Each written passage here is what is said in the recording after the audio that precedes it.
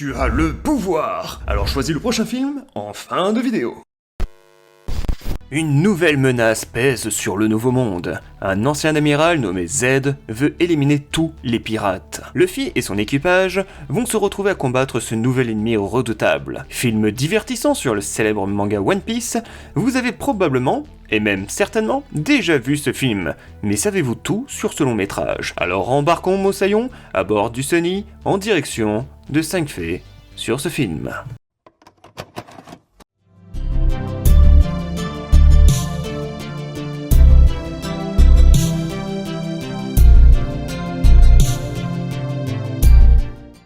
Un réalisateur fan. Tatsuya Nagamine est un lecteur du manga One Piece. Il connaissait donc son univers, le lore et surtout les personnages. Persuadé qu'il travaillerait un jour sur cette œuvre, il avait pour habitude de prendre des notes et de les garder, juste au cas où. Lorsqu'on lui a proposé de réaliser un nouveau long métrage sur One Piece, une première version du scénario était déjà écrite. Il a alors pu en discuter avec les producteurs et proposer sa vision des choses. Vous vous rendez compte que le gars, il avait déjà fait le taf avant d'avoir le job? Non mais, bien joué. Petite mésentente.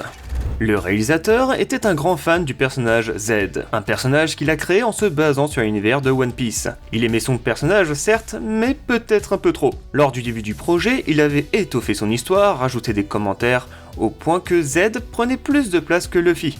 Mais Eiichiro Oda, le créateur de One Piece et producteur du film, lui rappelait gentiment que le héros, c'était Luffy, et que le film ne devait pas tourner autour de Z.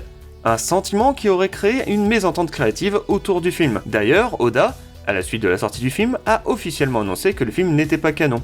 Je sens comme un goût amer, pas vous? Un méchant qui vient des méchants.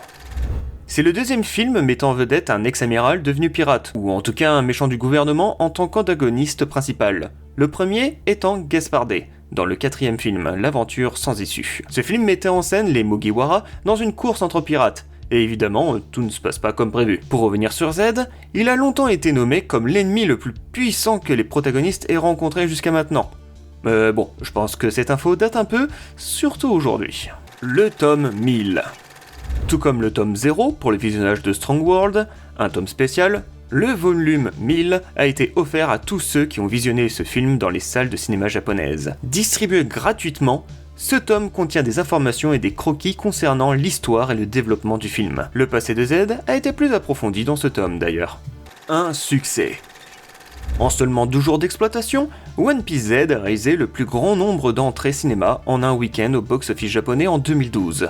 En étant le premier film à dépasser le million de spectateurs en si peu de temps. Le long métrage est sorti en France en 2013, soit 5 mois tout juste après sa sortie au Japon. Après environ 4 mois d'exploitation dans les salles de l'Hexagone, les entrées s'élevaient à peu près à 70 000 spectateurs. Le film a également été sélectionné au Festival international du film d'animation d'Annecy en 2013, dans la catégorie hors compétition. Malgré un succès commercial et critique, le journal Le Monde s'est permis un petit tacle sur le long métrage. Naomi Luciani écrit en mai 2013 « Ce film a connu un succès phénoménal au Japon en décembre, mais il reste trop elliptique et décousu dans sa narration pour les non-initiés. » Alors effectivement, c'est un fan qui crée un film pour les fans. Un tort qui se retrouve aussi bien pour les films One Piece que pour les films Naruto ou encore les films Dragon Ball Z. Pour ma part, je pense que si on va voir un film One Piece, c'est qu'on connaît déjà l'univers de One Piece. Et voilà pour One Piece Z, j'espère que cet épisode vous aura plu. Vous pouvez mettre en commentaire votre choix pour le prochain épisode. Vous avez le choix entre ces deux films, donc choisissez bien. Sinon, pour ne rater aucune autre vidéo, vous pouvez toujours vous abonner et activer la petite cloche. Je vous dis à très bientôt, salut les amis de YouTube.